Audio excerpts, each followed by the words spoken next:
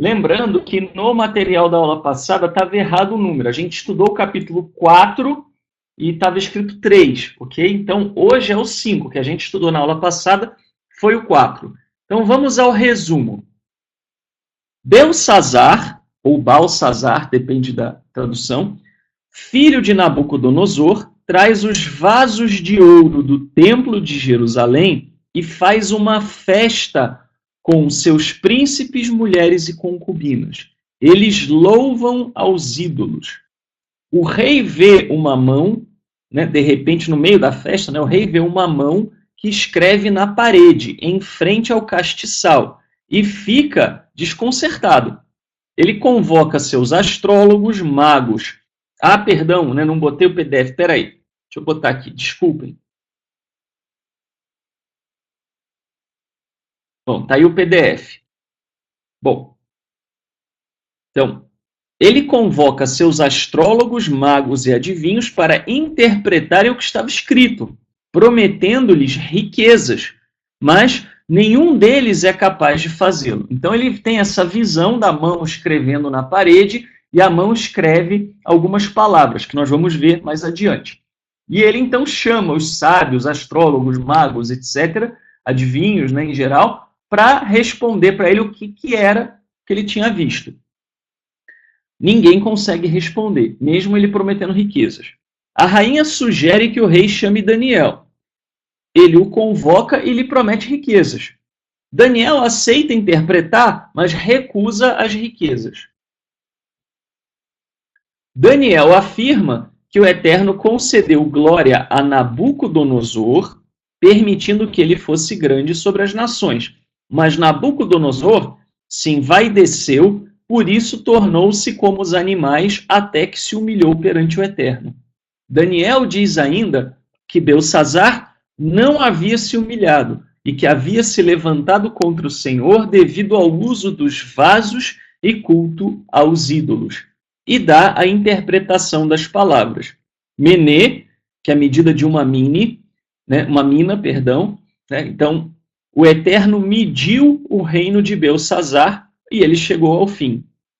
Tekel, pesado. Belsazar foi pesado e achado em falta.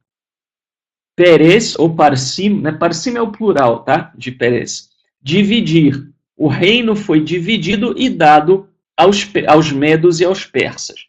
Então, a gente vai falar sobre isso daqui a pouquinho. Belsazar manda que Daniel fosse honrado e colocado como terceiro oficial. Mas naquela noite, Belsazar foi morto e Dario, o Medo, ocupou o reino. Muito bem.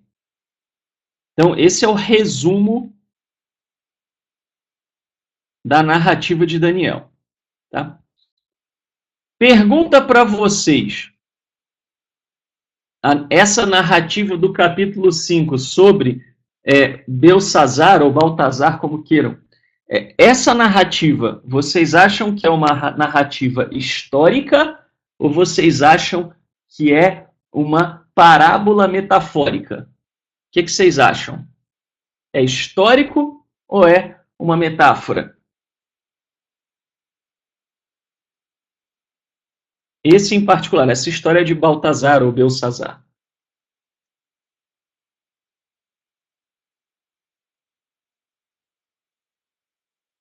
O Fernando está dizendo que é metáfora, o Marcos Maan também. A Nilce disse que é histórico. Quem mais? Alguém dá mais? A Raquel disse que é histórico. O Hélio, histórico. A Luci, histórico.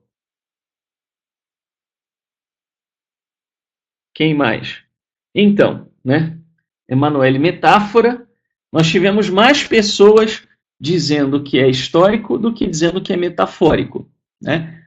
Na realidade, a maioria errou. Essa não é uma narrativa histórica de fato, tá? Por quê? Como é que a gente sabe disso?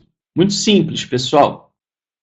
Belsazar, ou Baltazar, era filho de Nabônidos. Ele não foi filho de Nabucodonosor. ok? E ele nunca reinou sobre a Babilônia. Ele nunca foi rei. Tá? Ele, no máximo, o cargo máximo que ele chegou a ter foi de vice-rei quando o seu pai esteve ausente. Então, o seu pai se ausentava e, em dados momentos, Nabônides e Belsazar governavam ambos sobre a província da Babilônia. Mas nunca Belsazar chegou a ser rei de fato. Tá? Então, essa não pode ser uma narrativa histórica. Tá? Segundo, Dario nunca foi Medo. Tá? Tá escrito que Dario era Medo. Dario não era Medo, Dario era persa. Tá? Ah, Shaul, então a Bíblia errou? Não, a Bíblia não errou. Tá? O que acontece é que vocês precisam entender, a cultura semita é assim, muitas vezes, quando os escritores, os autores judeus queriam escrever e estavam num clima de dominação e não podiam escrever de uma forma direta, o que eles faziam? Eles escreviam de maneira metafórica e davam pista de que aquilo não era histórico, tá? Então, isso está em Heródoto, tá, Nilce? Você pode ver toda a referência dos reis babilônios, Heródoto narrou a dinastia, tá? E sobre Dario também. Dario até não é, a gente sabe que não é Medo, porque a própria Bíblia diz que Dario era persa, tá? Agora, vejam vocês, tá, pessoal? Assim, por exemplo, o livro de Judite, muito antes de Judite ser operadora de telemarketing, né? O livro de Judite, que não é um livro que está na Bíblia, né, vamos dizer, mas era um livro importante que circulou na época dos Macabeus, ali entre os judeus, começa o livro, né, falando do 4º ano do reinado de Nabucodonosor na Assíria. Nabucodonosor nunca reinou sobre a Assíria. Então, o judeu que estivesse ouvindo isso daquela época, tá, o habitante da província de Judá, ele sabia disso. Tá? Ele ia olhar e falar, pera lá, aqui tem, né? Ele percebia, ele tinha a sacada. Não, pera lá, essa história está dizendo que Nabucodonosor foi rei da Assíria. Todos os judeus sabiam que Nabucodonosor foi rei da Babilônia, porque foi Nabucodonosor que exilou, né, o povo judeu. Então eles sabiam. Então, assim, essas referências impossíveis historicamente, elas são colocadas de propósito para mostrar para o povo que aquilo era uma metáfora. Entendeu? Por quê? Porque havia momentos em que o povo não podia, as histórias que eram circuladas, elas não podiam circular de maneira aberta, né? Porque senão ia dar problema. Tá? Israel não era livre, né? Naquela época, na verdade, era o reino de Judá. O reino de Judá não era livre. Tá? O reino de Judá, num primeiro momento, ficou sob o domínio dos babilônios. Os persas venceram os babilônios e dominaram o povo judeu, né? Tiveram domínio sobre o povo judeu, tinham uma simpatia pelo povo judeu, é verdade, mas havia o domínio. Tá? Depois, os gregos, né? Alexandre o Grande vai e domina a região lá da Pérsia, e aí, por fim, você tem a quebra do reino de Alexandre o Grande em 4, e aí nós sabemos que o povo judeu ficou sob o domínio dos Seleucidas. Tá? Embora os egípcios também estavam ali, né? Mas os Seleucidas dominaram, que era o pessoal greco-sírio, né? Aquela região ali do Império de Alexandre o Grande. Os Seleucidas, então, que vieram depois, né? Já da divisão em 4 reinos, dominaram o reino de Judá. E depois, o Império Romano, que dominou, né? Os Seleucidas e outras reminiscências do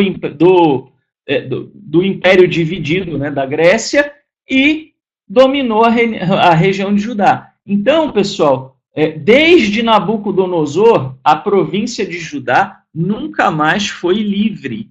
Tá? Então, se não era livre, eles tinham que tomar cuidado. Eles não podiam, em pleno domínio da cultura helenista, fazer críticas diretas aos greco-sírios, aos seleucidas, ou mesmo aos romanos. Não podia fazer direto. Então, como é que eles faziam? Eles pegavam, tá, a ideia e criavam parábolas, tá? Criavam metáforas para poder enviar conhecimento. Então, repara, pessoal, não é um erro porque é de propósito. Tá? Não é um erro, não é um equívoco, porque o objetivo era esse, era passar uma mensagem codificada. Tá? Hoje, a gente olhando e sabendo das informações históricas, a gente tem condições de observar e ver o que aconteceu. Tá? Então, quando a Bíblia chega, né, principalmente aí nas narrativas, né, nos livros dos chamados Ketuvim, os escritos, quando eles vêm e dão uma informação que não bate com o registro histórico, é de propósito. Tá? Pode ter certeza que ali tem alguma mensagem que não podia circular livremente. Tá? Todos entenderam? Sim? Tá? Então, Dario, né, ele não era Medo, ele foi um famoso rei persa. Ele reinou entre 552 até 486 antes da Era Comum, responsável por organizar seu império em províncias encabeçadas por sátrapas ou governadores. Segundo Heródoto, no livro Histórias 389, Dario estabeleceu 20 sátrapas. Ele estabeleceu 20 governadores ali sobre o reino dele. Então vamos lá, vamos ler. O rei Baltazar deu um grande banquete a seus altos dignatários, que eram em número de 1000, e diante desses 1000 pôs-se a beber vinho. O que simboliza 1000 para o judeu? Não era literal, né? Ele foi contando 988, 89, 90. Não era assim. Tá? 1000 era o quê? Era uma ordem de grandeza de um tempo absoluto. Tá? Perdão, de um número absoluto. Então, 1000, muitas vezes, representa o máximo. Né? 1000 vezes 1000, o máximo do máximo. Tá? Então, quando ele diz 1000 de seus dignatários, o que a Bíblia está dizendo é que ele botou um mulão de gente, né? Botou um monte de gente, todo mundo que ele podia chamar. Tá? Diante desses 1000, pôs-se a beber vinho. Sob o influxo do vinho, quer dizer, estava bebum, né? Estava bebum. Baltazar ordenou que lhe trouxessem as taças de ouro e prata que seu pai Nabucodonosor havia tirado do templo de Jerusalém. Tá? Então, olha só, o que eles estão dizendo? Eles estão dizendo o seguinte, olha, para tirar vasos e taças de ouro e prata do templo e usar num banquete, isso daí só se o cara for bebum, só se o cara tá sob influência de álcool. Tá? Então, ele está ironizando aqui. Ironizando o quê? Vamos lembrar do contexto no qual Daniel foi escrito. Tá? Daniel foi escrito mais ou menos na época da dominação dos Seleucidas. Naquela época, os judeus helenizados, em conjunto com os próprios Seleucidas, tá? Promoviam adorações a ídolos e, em dado momento, inclusive, passaram a usar o templo de Jerusalém para adorar divindades gregas. Uma das divindades que era lá adorada era justamente quem? Zeus Olimpo, né? E outra era Baco, que era filho de Zeus. Tá? Muito bem. Então, o que eles estão querendo dizer? Olha, para fazer isso, só se for louco, só se está fora do juízo perfeito. Tá? Então, essa é a ideia que eles estão transmitindo. Bom, vamos continuar. Trouxeram-lhe, pois, as taças de ouro e prata arrebatadas ao santuário do templo de Deus, ou do Senhor em Jerusalém, e nelas beberam os reis e seus dignatários, suas concubinas e suas cantoras. Em algumas traduções está esposas e concubinas, eu acho que é melhor do que essa aqui da Bíblia de Jerusalém.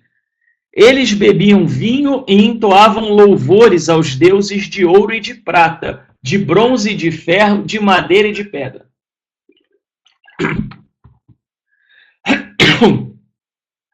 Qual é o objetivo ao dizer isso? Né? Por que falar que os deuses eram de ouro, de prata, de bronze, de ferro, de madeira e de pedra? Para dizer o quê? tudo quanto era divindade feita por mãos humanas. Tá? Então vamos aos comentários aqui. O banquete na Babilônia era comum que reis cometessem grandes extravagâncias com banquetes enormes, frequentemente durando dias. Muitas vezes esses banquetes, eles duravam dias. Os persas também detinham esse hábito, como é retratado no livro de Esther. Tá? Então os persas também faziam isso, banquetes que duravam dias. Aliás, até em Israel, né, você vê isso com Salomão. Tá?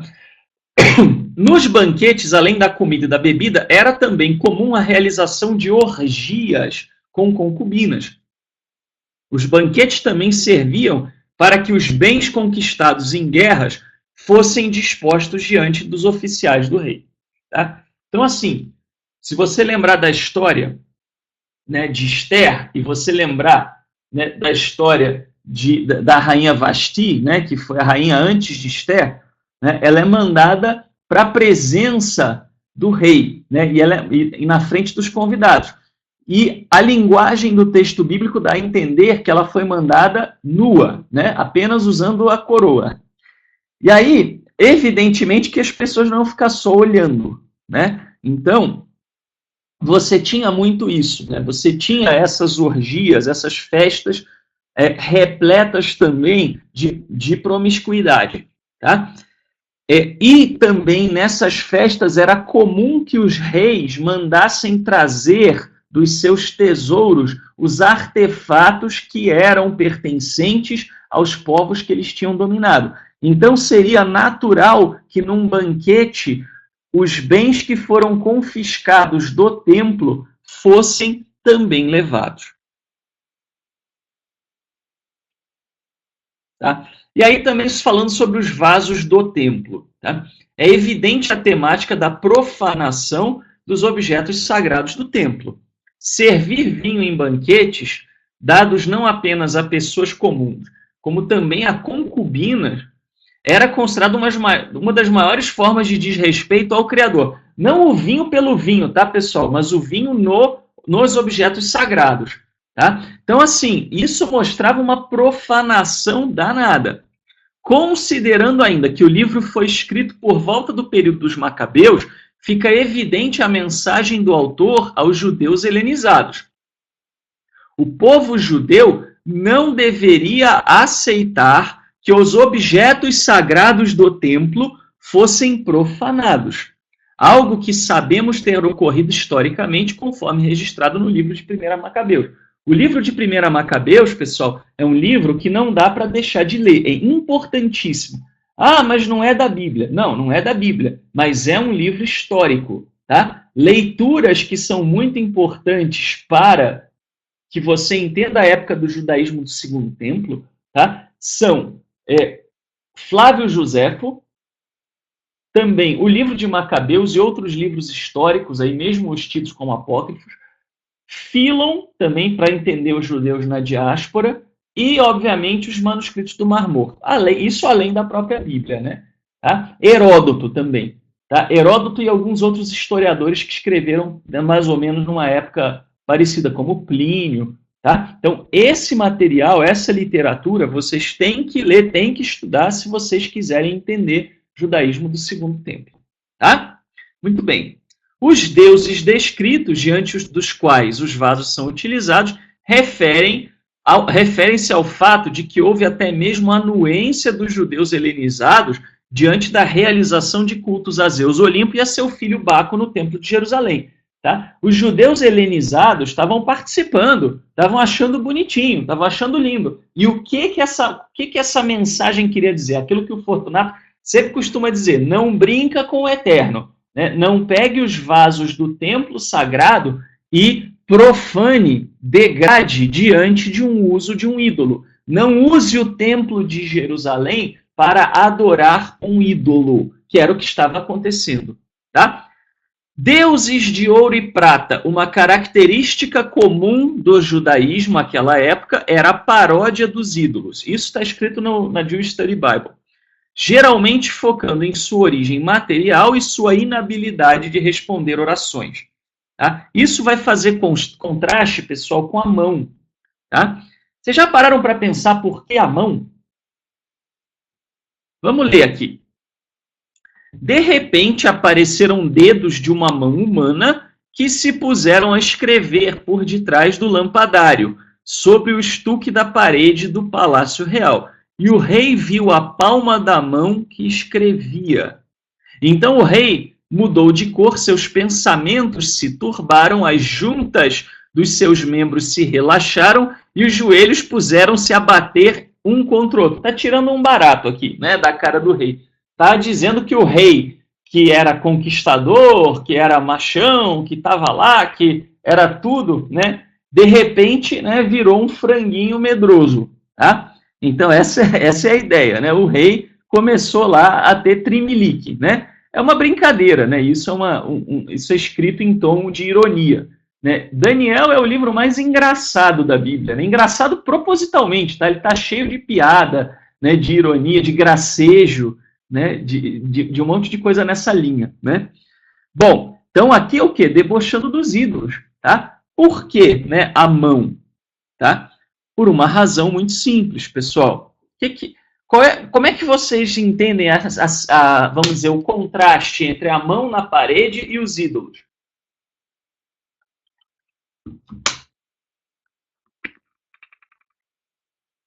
E aí, o que vocês acham?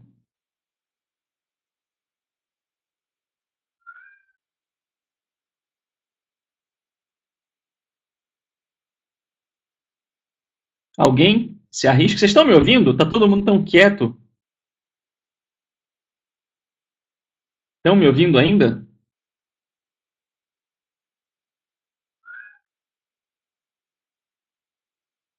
Tá todo mundo tão quietinho? Então, participem, né, pessoal? Não fiquem só ouvindo passivamente. Né? Qual é a semelhança ou diferença, né, da mão e dos ídolos? Alguém tem alguma ideia?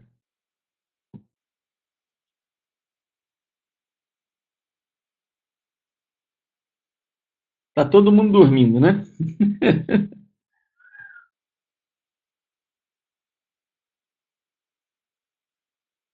Vamos lá.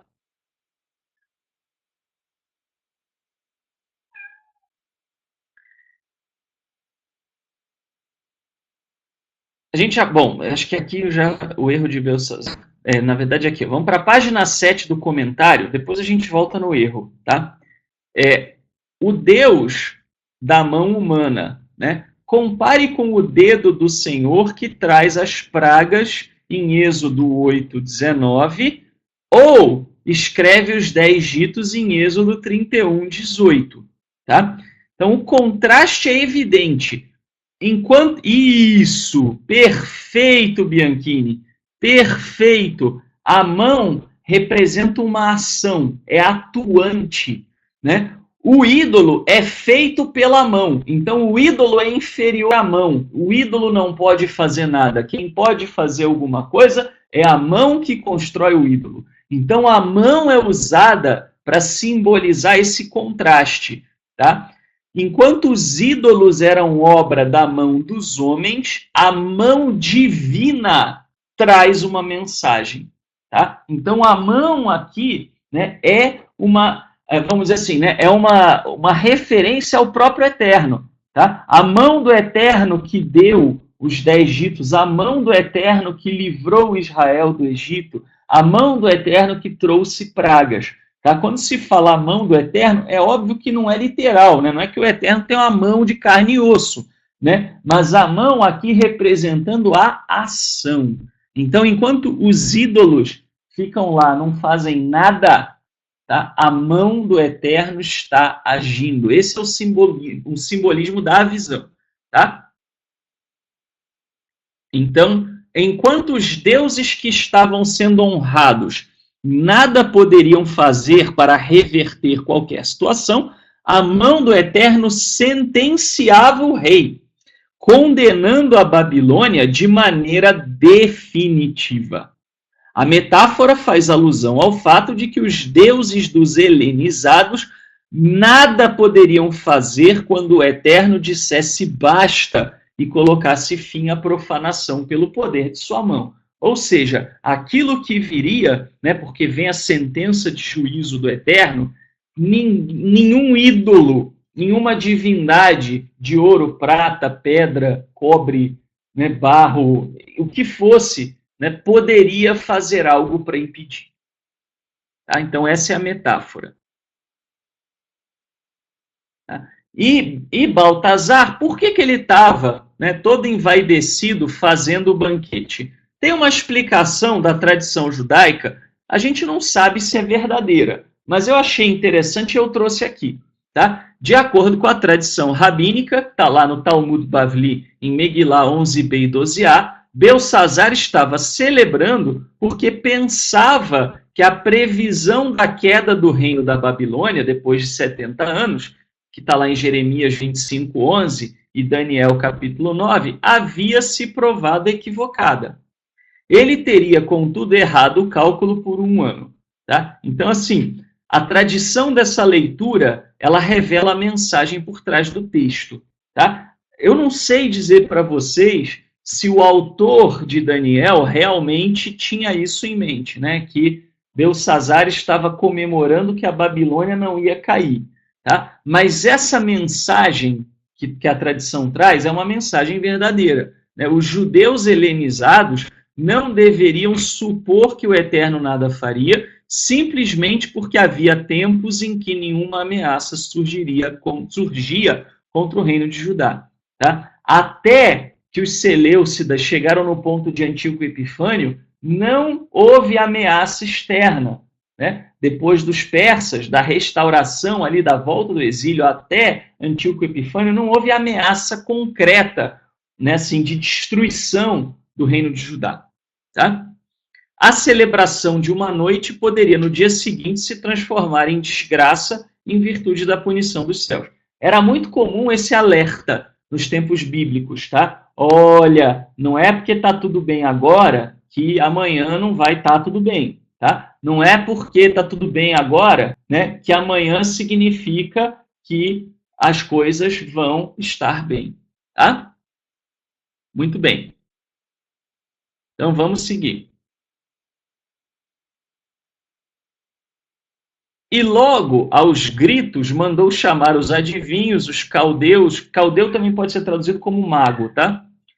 E os astrólogos. E disse o rei aos sábios de Babilônia: aquele que souber ler esta inscrição e dela me der a interpretação, será revestido de púrpura, receberá um colar de ouro ao redor do pescoço e ocupará o 3º lugar no governo do meu reino.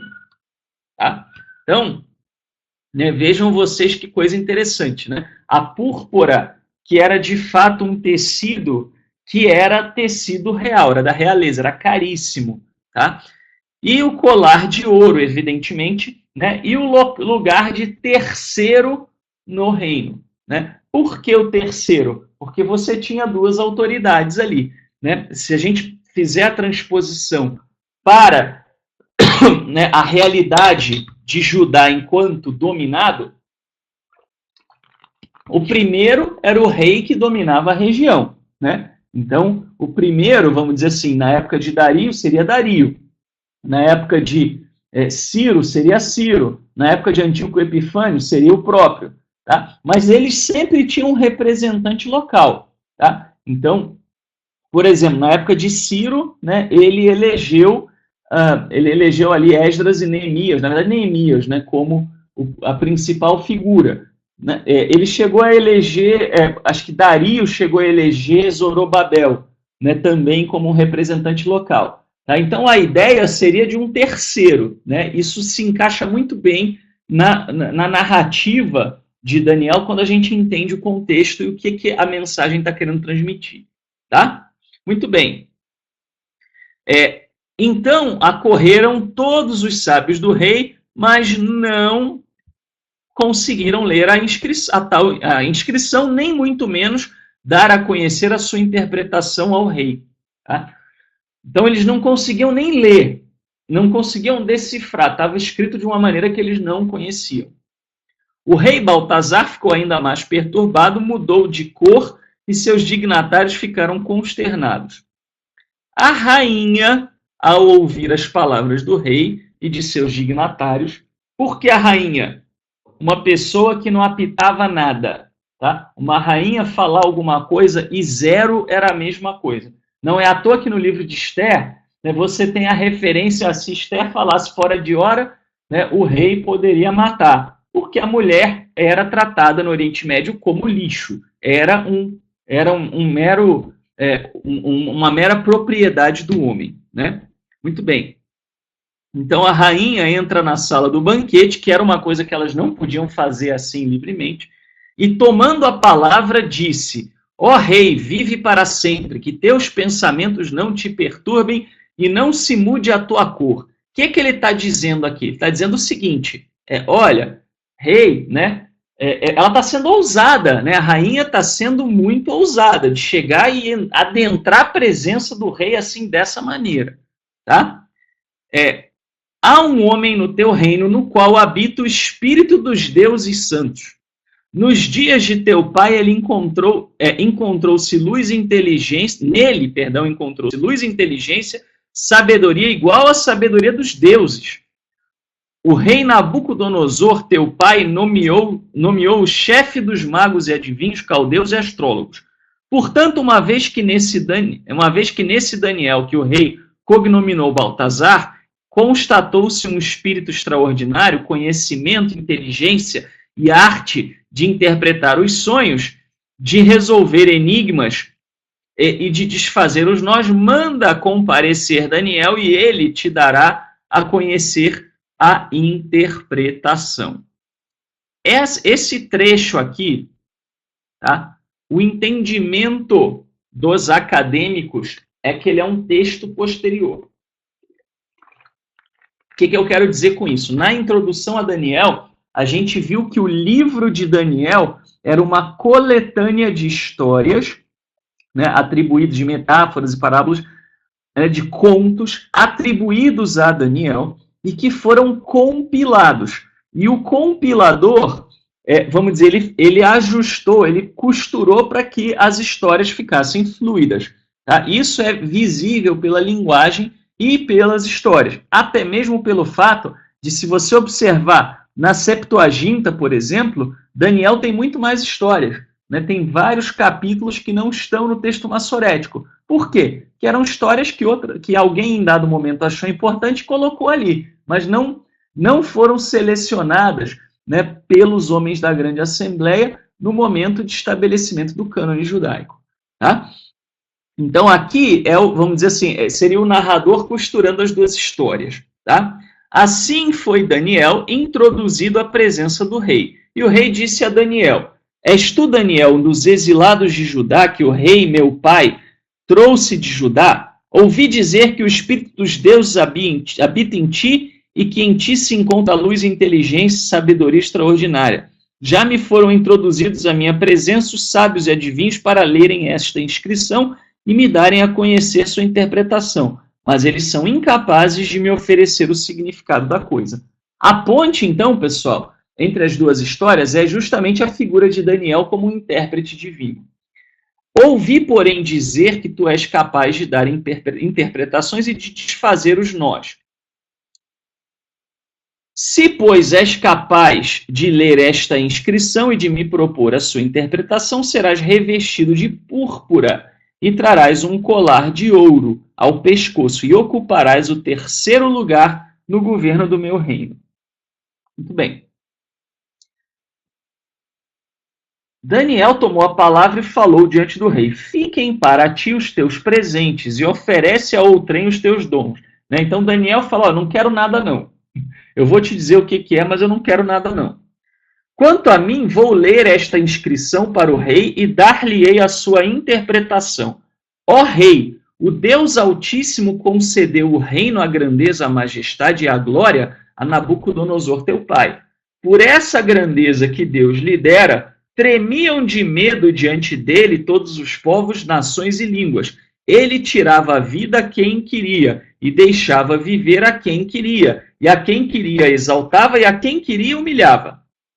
Mas quando seu coração se exaltou e seu espírito se endureceu até a arrogância, ele foi deposto do trono real e arrebataram-lhe a glória. Foi expulso do convívio humano e seu coração tornou-se igual a dos animais. Passando a conviver com os asnos, ele se alimentou de erva como os bois, e o seu corpo foi banhado no orvalho do céu, até que ele reconheceu que o Deus Altíssimo é quem tem domínio do reino dos homens, no qual ele estabelece a quem lhe apraz. Bom, esse trecho aqui, né, o objetivo dele, ele parece meio deslocado, né, do contexto geral, ele é também uma costura feita com o capítulo anterior, tá? Então você tem no primeiro capítulo Daniel como sendo, né, aquele que é capaz de interpretar os sinais ocultos na Babilônia. Há uma ponte com esse capítulo, né, que a gente viu anteriormente. E no capítulo 4, né, o capítulo 3 é a história dos amigos, né, dos 3 amigos de Daniel. O capítulo 4, ele volta para Daniel, né, então tem a ponte também. Então esse capítulo, que é o capítulo de número 5, ele faz ponte, né, com o capítulo 1 e com o capítulo 4, as duas histórias que começam nesses dois momentos, tá? Ou 2, não lembro agora de cabeça, né? Acho que Daniel, não se lembra se agora é introduzido no capítulo 1 ou capítulo 2, mas enfim, é a outra história de Daniel, tá? Para não ter que parar aqui e olhar de novo, né? Bom, aí que realmente ele vai dizer o que interessa a Baltazar ouvir, né? A Belsazar ouvir. Mas tu, Baltazar, seu filho, não humilhaste o teu coração, embora tenhas sido ciente de tudo isso. Tu te levantaste contra o Senhor do céu. Tu mandaste buscar as taças do seu templo, e tu e teus dignatários, tuas concubinas e tuas cantoras, nelas bebestes vinho e entoastes louvores aos deuses de ouro, de prata e de bronze, e de ferro, de madeira e de pedra, os quais não veem, não ouvem, não compreendem, mas o Deus que detém teu respiro entre suas mãos e de quem dependem todos os teus caminhos, tu não o glorificaste. Vamos ler um comentário aqui. Importante.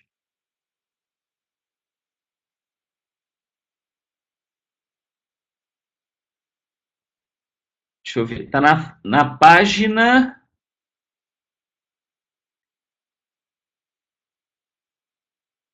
Deixa eu ver aqui. Está na página 8, tá, do material. A consequência do pecado. Por causa do sacrilégio dos vasos do templo, os pecados, não é pegados, tem um erro que o corretor automático deve ter trocado. Os pecados de Belsazar foram mais diretamente contra o Senhor do céu do que os de Nabucodonosor. Está lá na Jewish Study Bible, né, em Daniel 5, 23. Tá? Então, pessoal, né, quando a gente observa, tá, essa circunstância, essa situação, tá, a mensagem, né, é mais clara ainda. Tá? Qual é a mensagem aqui? A mensagem aqui, pessoal, é a seguinte, né? Os judeus helenizados poderiam pensar que o exílio se deu tão somente em função da injustiça social, ou mesmo que ocorreu em virtude do suposto maior poderio dos deuses das nações. O autor alerta para o fato de que o Eterno não perdoaria uma ofensa feita diretamente à honra dele, e que era justamente o que estava ocorrendo no templo de Jerusalém. Tá? Então, assim, o pecado de Belsazar é tido como pior, como mais grave, porque ele profanou os vasos do templo. Tá? Por que isso é importante? Pelo seguinte, os judeus helenizados podiam imaginar que o pecado fosse outro. Né? Os profetas falaram muito de injustiça social, os profetas falaram muito de malignidade, e eles poderiam, de alguma maneira, pensar que, na realidade, a punição foi por isso, e não se preocupar com a questão do templo profanado e dedicado a Zeus Olimpo ou dedicado a Baco, seu filho, na época da dominação dos Seleucidas. Tá? Então, aqui é um alerta, né? Olha, cuidado, não vai brincar com o Eterno, como diz muito bem o Fortunato.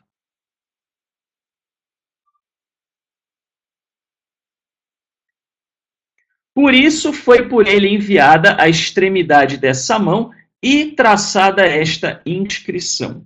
A inscrição assim traçada é a seguinte. Bom, primeiro, extremidade da mão, pessoal. Isso aqui é uma alusão ao fato, né, vamos dizer, de que tanto a palavra mão quanto a palavra braço eram usados na literatura semita para se referir a um ato, né? Então, quando se enfatiza que o ato foi só a pontinha da mão, né?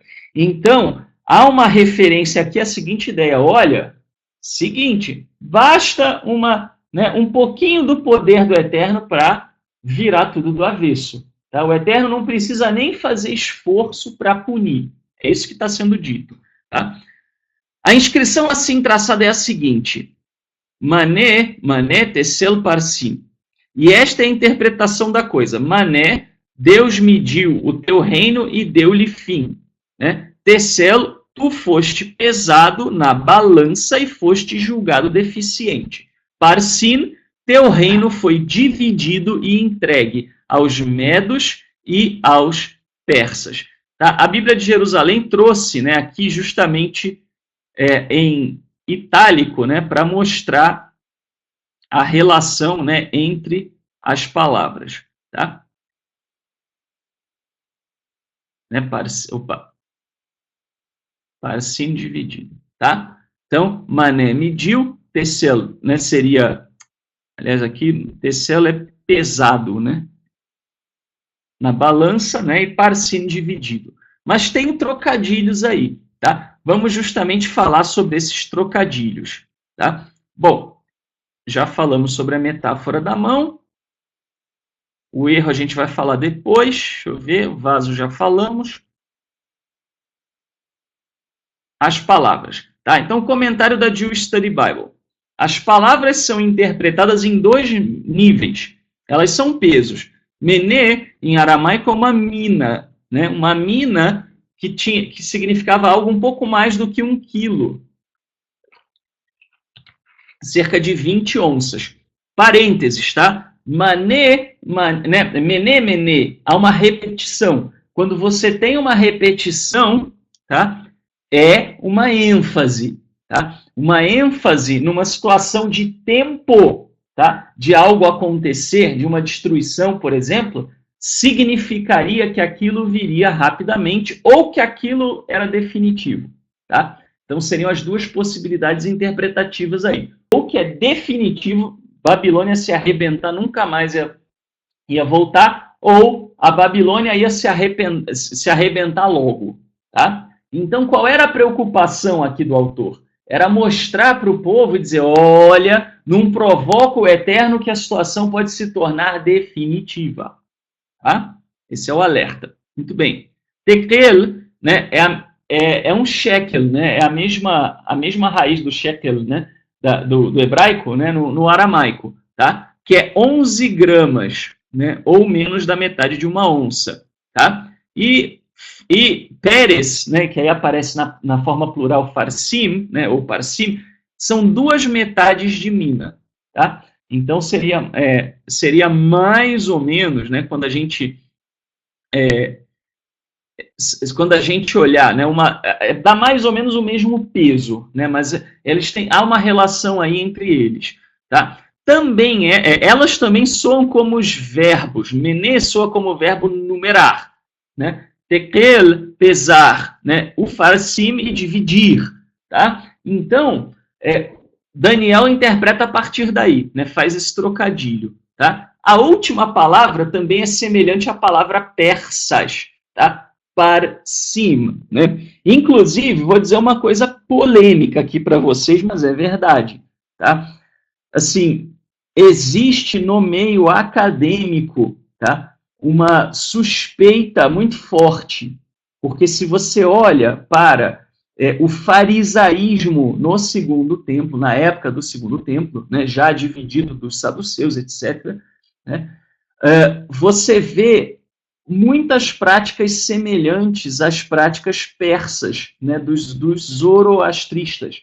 Então, há quem diga que Perushim, né, que vem da mesma raiz de Pérez, que é né, vamos dizer assim, seria algo separado, né, algo à parte, contado à parte, Tá? Então, os perushim, os que se distanciaram, né, da vida comum, né, da vida mundana, secular, né, teria uma semelhança com os parsim, né, com os persas. Né? Por quê? Porque a religião principal, né, predominante, que era o zoroastrismo, que aliás existe até hoje, tinha muito disso, de você evitar contaminação cotidiana. Tá? Então, existe isso.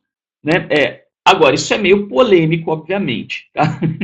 Né? Tem gente que acha que é, tem gente que acha que não é. Mas é uma curiosidade, eu vou trazer aqui para vocês. Tá? Então, o que vai acontecer? Né? Então, ele falou isso, falou as palavras. Então, Baltazar ordenou que revestissem Daniel de púrpura, o lhe pusessem ao pescoço um colar de ouro e proclamassem que ele ocuparia o terceiro lugar no governo do seu reino. Nessa mesma noite, o rei Baltazar foi assassinado e Dario, o medo, tomou o poder, estando já com a idade de 62 anos. Muito bem. Pessoal, o que significa, tá? Isso, né? Esse trechinho. Baltazar, né? Ou Belsazar, honrou Daniel, né? E ainda assim naquela noite morreu.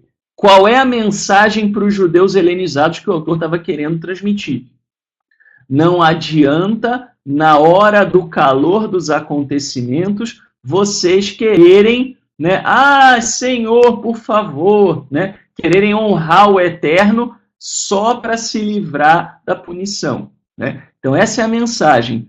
Retifiquem os seus caminhos enquanto há tempo, né? Retifiquem os seus caminhos, não se dobrem aos ídolos, aos falsos deuses, não contaminem o templo do Eterno, as coisas do Eterno, enquanto há tempo. Porque na hora da punição, não adianta chorar e tentar engrandecer o Eterno novamente. Né? Porque aí, obviamente, não seria algo sincero do seu coração. Tá? Então, essa é a preocupação do autor de transmitir para os leitores. Tá? E aí a gente...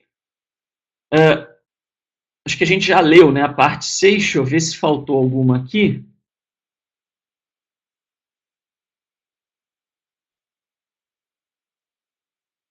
Não, isso a gente já leu.